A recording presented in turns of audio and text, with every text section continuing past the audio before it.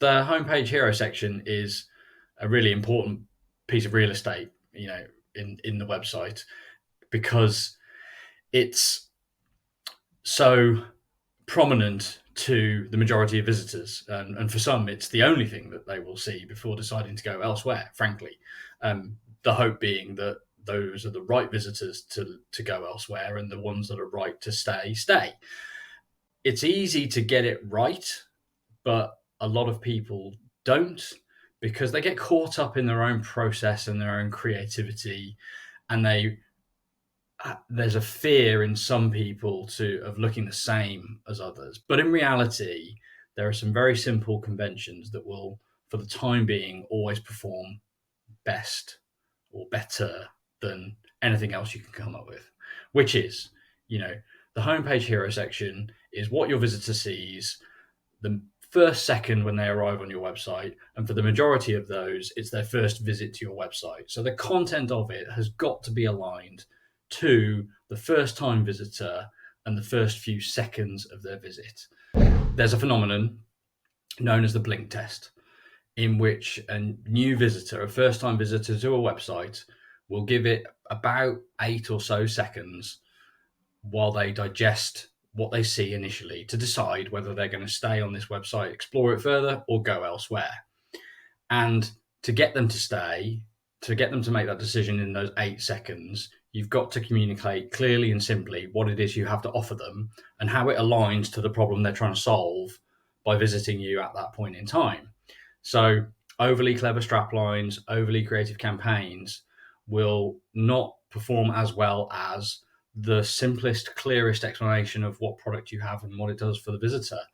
And you need to support that with your imagery, if possible, in a way that quickly and at a glance, confirms or at least improves the understanding of the visitor of what that hero section contains in terms of text. So product imagery or photography is very good, very powerful.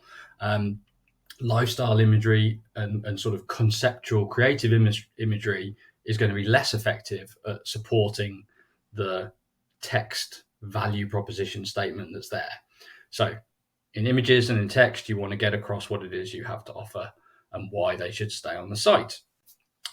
You've then got a few options what you can do around that. It's very common to have calls to action in that hero section on that homepage.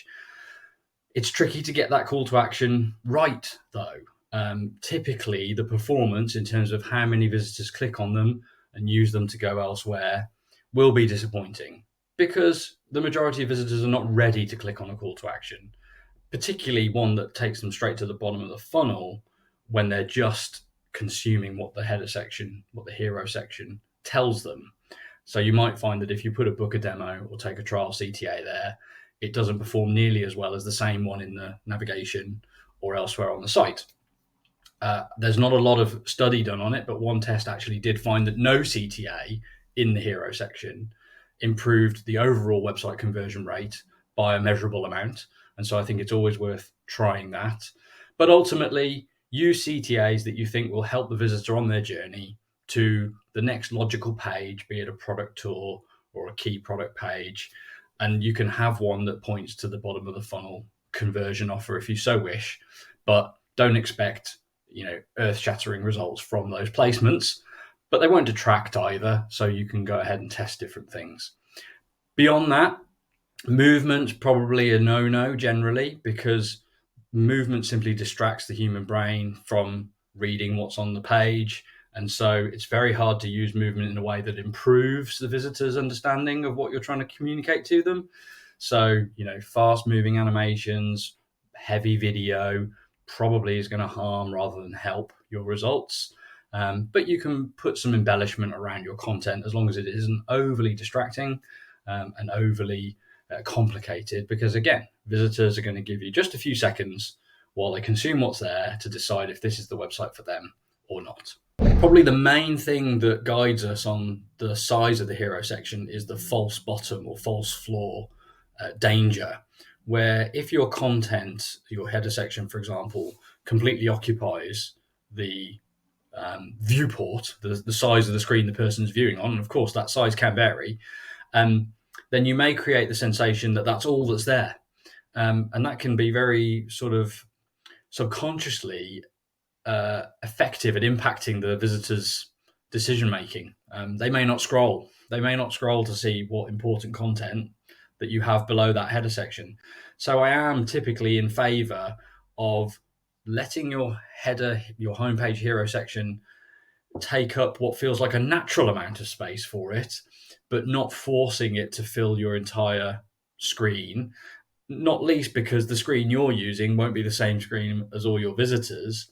It's possible with development techniques to actually ensure that the hero section perfectly occupies the screen, but it's probably counterproductive to do so because, again, visitors are really, really time poor and very keen to use every second effectively when they're on a website. So anything that gets them thinking that there's nothing to see below this section is probably worth avoiding. So yeah, I think give it space. You don't want clutter. You want clear white space around your content, but don't force it to be so big that it takes up the whole of the above the fold visible part of your page.